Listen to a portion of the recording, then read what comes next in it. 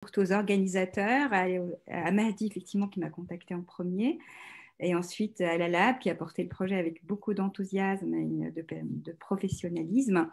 Je m'associe aussi à Asma pour le soutien que je vous apporte. Je reprends mot par mot ces mots, donc comme voilà, ça m'évite de pour gagner un peu de temps, je vais aller directement à mon exposé. Je remercie aussi Asma pour cet exposé, ce témoignage très touchant, inspirant.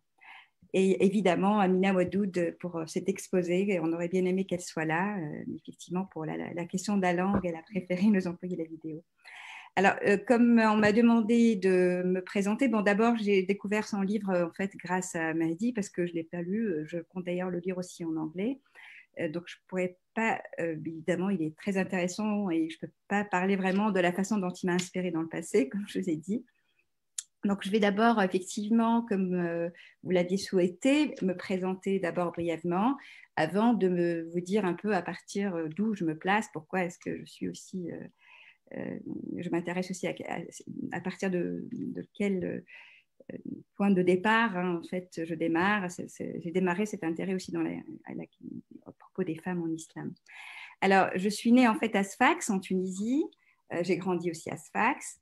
Et je dois à ma mère le goût de la connaissance à la fois des sciences et des lettres, hein, en particulier en arabe ou en français. Alors, j'ai commencé toute seule à prier à l'âge de 12 ans. Ensuite, je suis venue en France après mon bac pour faire des classes préparatoires aux grandes écoles et j'ai intégré l'école polytechnique, comme vous l'aviez mentionné. Et c'est après que je suis allée aux États-Unis, en particulier à l'université Rutgers, donc au New Jersey.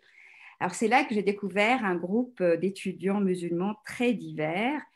Et paradoxalement, c'est là où je me suis rendue dans une mosquée pour la première fois de ma vie.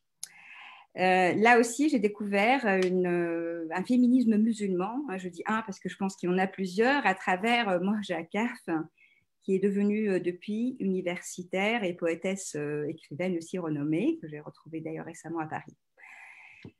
Je suis revenue par la suite en France, j'ai fondé une famille, alors je suis rentrée au CNRS en tant que physicienne et ma recherche porte sur des systèmes qui sont très petits, qui sont régis par ce qu'on appelle la physique quantique, que certains connaissent probablement.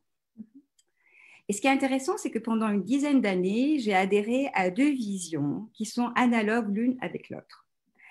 D'une part, celle que la recherche était un chemin en ligne droite vers la connaissance de la réalité, et d'autre part, celle que mes pratiques et mes actions, mes pratiques religieuses, hein, je parle, donc m'amèneraient à aussi, en quelque sorte, d'une façon automatique, à m'améliorer. Ce serait aussi une voie bien précise, bien claire vers le salut.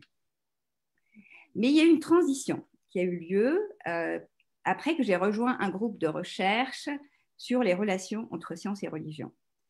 Ce groupe est constitué d'universitaires en sciences exactes et en sciences humaines, aussi d'islamologues, dont Éric Geoffroy d'ailleurs. Et c'est ainsi que j'ai contribué à ces livres collectifs que vous aviez mentionnés.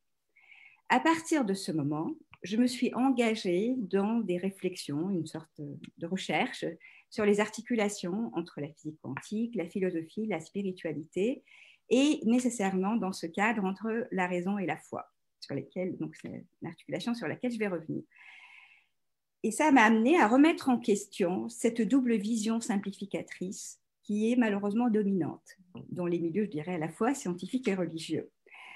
Et je me suis rendu compte qu'en fait, le livre du monde et le livre de la révélation étaient bien plus beaux, riches et mystérieux que ce que suggérait cette double vision réductrice. Et c'est dans le sillage de ces réflexions et de ces questionnements que va se placer mon exposé quant à mon rapport au Coran en tant que femme scientifique de confession musulmane. Alors, le Coran m'incite en fait à contempler, à aimer et à réfléchir sur la création matin et soir comme miroir de la beauté divine. En fait, les deux livres, en quelque sorte, sont des miroirs de cette beauté. Et au lieu de m'enchaîner, il m'ouvre l'œil du cœur, Ayn al-Qalb. Maintenant, lire, écouter, comprendre le Coran implique des processus dont les modalités varient considérablement d'une personne à l'autre. tout comme des chanteurs qui interprètent une même chanson. Certes, le Coran, certains versets en tout cas, répond à des événements ou des situations particulières, comme l'ont exposé avec une grande sagesse nos chers Amina Wadoud et Asma El-Mrabet, et qui révèle aussi le risque de vouloir généraliser ces versets à tout temps et à tout lieu. Quand on se place au niveau du fiqh, donc de cette forme de savoir construite à partir de l'interprétation, de l'exégèse en particulier, donc de l'exégèse qui est d'ordre exotérique, ça porte sur le sens extérieur apparent des versets, nos chers Amina et Asma nous proposent donc des adaptations éclairées pour chaque époque et pour chaque lieu. Cependant, mon message consiste à rappeler, un message qui me semble important, que le Coran ne se réduit pas à un guide moral, mais représente aussi un mode de transformation intérieure et de réalisation spirituelle. Évidemment, c'est aussi des sujets qu'abordent aussi Amina Wadoud et Asma El-Mrabet, mais je voudrais un peu présenter comment je perçois cet aspect-là. Le processus de compréhension dans ce cadre se déroule à plusieurs niveaux qui dépassent la pure spéculation ou la voie démonstrative. Et dans ce cadre, même les versets qui sont relatifs à des injonctions contingentes ou abrogées, si on admet évidemment la méthode de versets abrogés, parce que ça fait partie d'une méthode qui est humaine, ces versets restent universels grâce à cette portée ésotérique. Cette portée ésotérique, je le précise aussi, ne se transmet pas uniquement à travers un texte écrit. Elle se déploie selon une dimension intérieure et des modes d'expression extérieurs qui sont d'ordre théophanique et qui se déploient sur le plan artistique, poétique, architectural, etc., calligraphie, etc. Et dans cette approche ésotérique qui est très riche et qui est multidimensionnelle, les femmes musulmanes ont été des actrices de premier plan, et ce, à travers tout le long de l'histoire de l'islam. Je n'ai pas le temps, évidemment, de donner des exemples. Et c'est là où se situe, en fait, le cœur, c'est là où c'est le cœur de mes 3 messages, maintenant, que je voudrais vous exposer un peu plus en détail. Alors, le premier message, je pense qu'il est aussi important en vue de la façon dont le Coran, je dirais, est malmené de nos jours. Il s'agit de ce processus de compréhension. Comprendre, ça suppose un processus cognitif qui est fondé sur la raison. Alors, j'utilise le mot raison pour simplifier au singulier, même si le mot raison a une pluralité d'acceptions dans l'histoire de la pensée. Le processus de compréhension soulève une problématique cruciale, donc l'articulation entre raison et révélation. La raison, cette articulation a été au cœur des grands débats philosophiques et spirituels communs d'ailleurs à toutes les religions, qui ont été d'ailleurs enrichissants envers les uns les autres. Alors, quand j'utilise raison et révélation, c'est en fait une terminologie qui est mieux appropriée que celle qui est, je vais dire, moderne, qui oppose la raison et la foi. En fait, dans la raison, on ne peut pas opposer raison à foi parce que dans la raison, on ne peut pas échapper à un acte de foi dans la méthode rationnelle qu'on utilise, ni dans la véracité de vers quoi elle nous mène, ni dans les prémices eux-mêmes qui suivent, parce qu'il y a toujours un point de départ, il y a certaines prémices, certaines hypothèses, des postulats qu'on accepte, dans lesquels nous avons foi.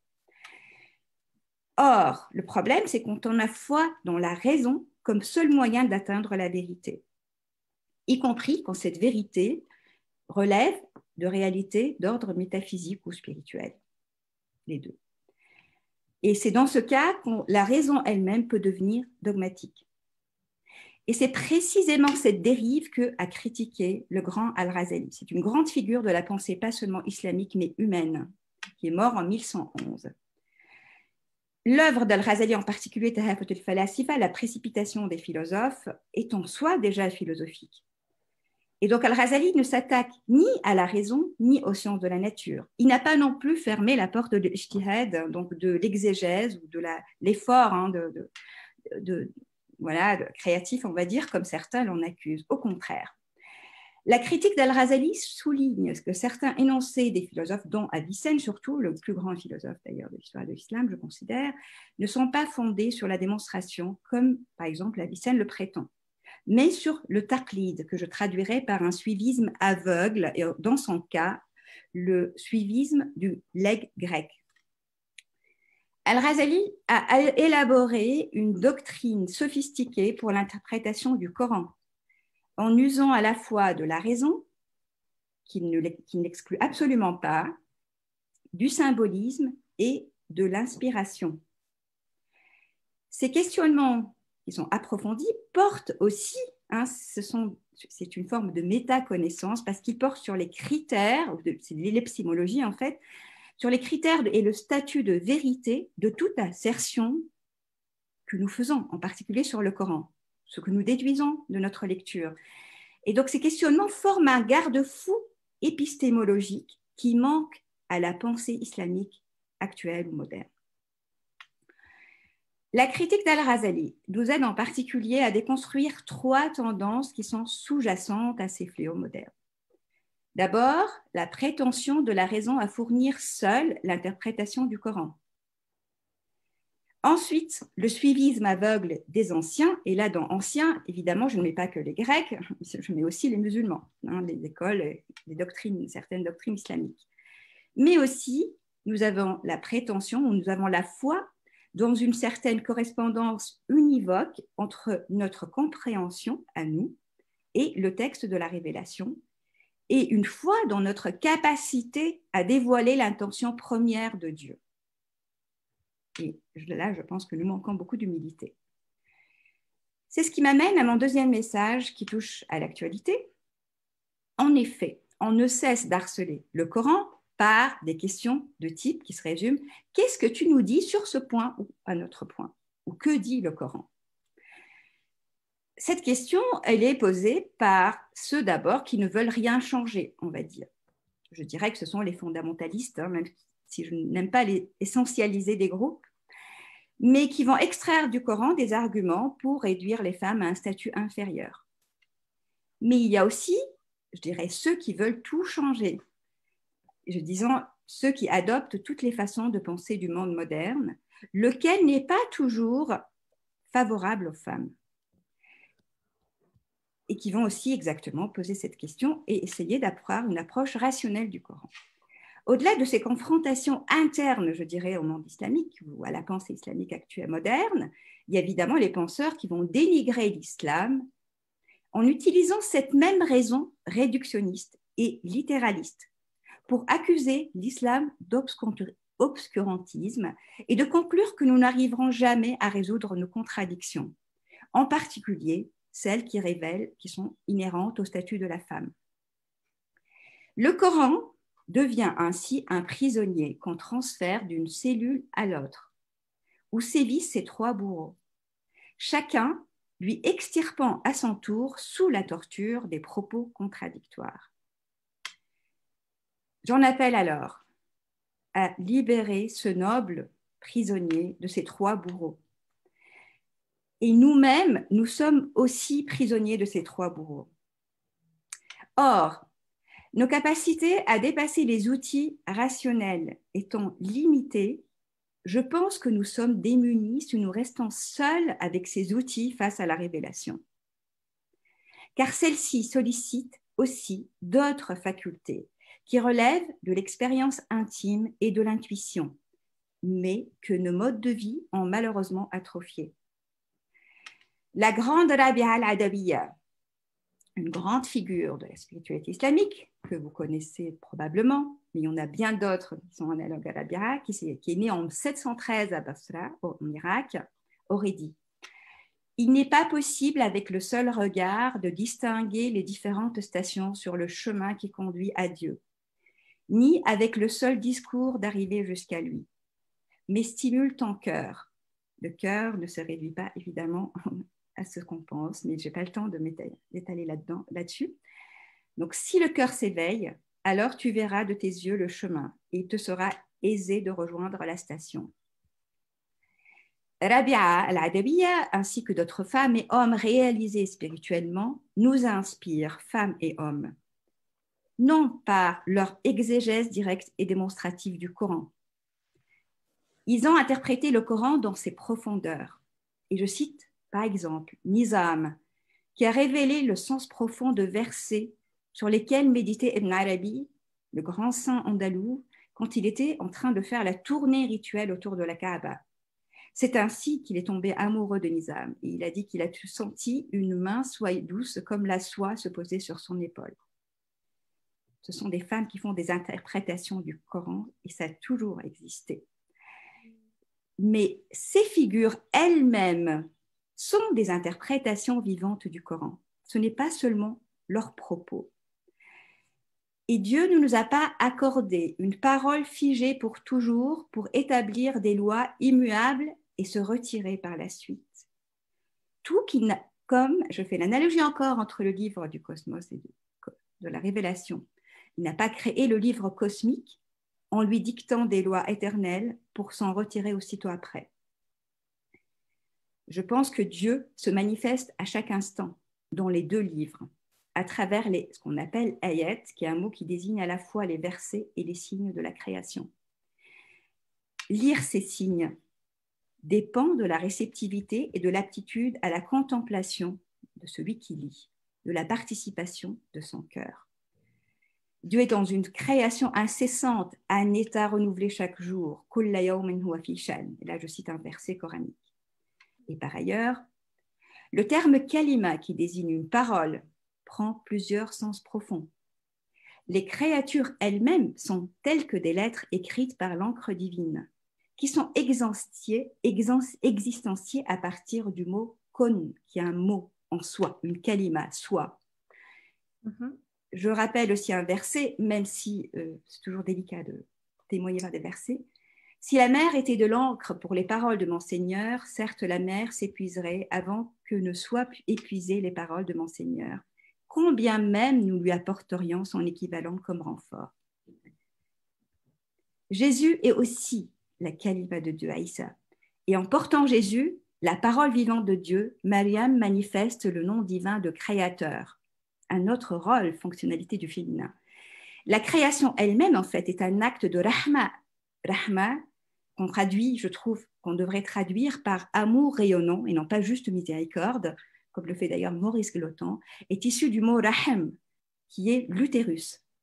C'est le mot Rahman, le nom divin Rahman, qui d'ailleurs qui ouvre les formules inaugurales du Coran, des sourates, Bismillah ar-Rahman ar-Rahim, qui est considéré comme un nom spécial. C'est celui qui inclut tous les noms divins. La création est aussi associée intimement à la connaissance. Cette connaissance qui est aussi symbolisée par le lait maternel que donne la mère de Moïse avec amour avant de confier Moïse au flot. Et les hommes sont aussi appelés à devenir enceints de connaissances par le grand Cheikh Andalou Ibn Arabi, qui dit qu'ils ont le féminin en eux parce qu'ils sont enceints de connaissances, qu'ils ont l'attribut de féminité. C'est un poème que je n'ai pas le temps de dire ici. C'est un maître de grande envergure, ce n'est pas du tout une exception, c'est un pivot de la spiritualité islamique, qui nous conseille aussi, plonge dans l'océan du Coran si ton souffle est assez puissant. Sinon, borne-toi à l'étude des ouvrages qui en commentent le sens apparent, mais n'y plonge pas, tu y périrais. Un autre propos encore d'Ibn Arabi nous invite à méditer. Seul connaît la valeur du Coran celui qui a goûté, qui en a contemplé la demeure initiatique, al-manzil, comme un état intérieur et à qui le réel parle, en lui projetant des versets sur l'intime de son être, fi sirrihi. Ainsi, c'est la méditation contemplative qui amène le lecteur du Coran à intégrer dans son intimité les versets. Et c'est ainsi qu'une métamorphose intérieure pourrait être vécue. C'est ce qui rappelle la description faite par la grande savante Aïcha concernant son cher époux Mohammed, khuluquhul Qur'an, ce que je pourrais traduire par son état intérieur et le Coran. Le Mohammed aussi est envoyé selon le Coran pour parfaire les akhlaq. Ainsi, pour réaliser la justice entre femmes et hommes, à laquelle appelle en particulier Amina Waddoud et notre chère aussi Asma Mrabat, c'est aussi à travers le fait de se parer du nom divin de juste. Et c'est ce qui m'amène, je ne sais pas si j'ai encore le temps, à aborder... Quelques secondes, oui. Comment? Juste quelques secondes encore et ensuite on va... Ah, d'accord. Bon, bah, alors du coup, je vais peut-être aller vite. C'est ce qui m'amène à aborder donc, le troisième message qui est la beauté qui nous est inspirée. Quand on vit, quand on devient soi-même le Coran. La beauté, et ça, c'est ce que nous a dit aussi Amina Wadoud, est le nom qui se manifeste à travers le féminin. La beauté, c'est aussi le point de confluence entre la connaissance et l'amour, car on aime la beauté et on cherche aussi à la connaître. Les khuluq traduisent ainsi la beauté du caractère que Mohammed est envoyé pour faire. Toutefois, une interprétation moralisatrice répandue consiste à dire que le comportement de Mohammed et le nôtre aussi n'est rien d'autre que la charia établie par les exégètes et les juristes de l'islam. Mais là aussi, il ne s'agit pas d'un code préétabli et figé. Se parer de akhlaq, donc de ses attributs, c'est une façon de vivre et de réaliser ce qui est au cœur de la quête spirituelle, le tawhid, la réalisation de l'unicité, puisqu'on se part des attributs de Dieu. Et acquérir la beauté, c'est aussi se parer de cet attribut primordial de Dieu. Dieu est beau et aime la beauté. C'est magnifique. Merci beaucoup. Je suis désolée. En fait, on a aussi... On va peut-être s'arrêter là, parce que j'avais un très beau poème de Rumi, parce que je parle de la poésie comme interprétation du Coran, puisque je parle du tawhid, donc je vais sauter toute la page. Donc c'est un grand poète de Konya, donc mort en 1273. Comme l'homme et la femme deviennent un, tu es ce un. Quand les unités sont effacées, tu es cette unité. Tu as façonné ce jeu et ce nous afin de pouvoir jouer au jeu de l'adoration avec toi-même, afin que tous les jeux, les tu, deviennent une seule âme et soient à la fin submergés dans le bien-aimé. Voilà, je vous remercie de votre attention. Merci beaucoup Inès Safi, merci beaucoup. La parole est à vous Malika Hamidi.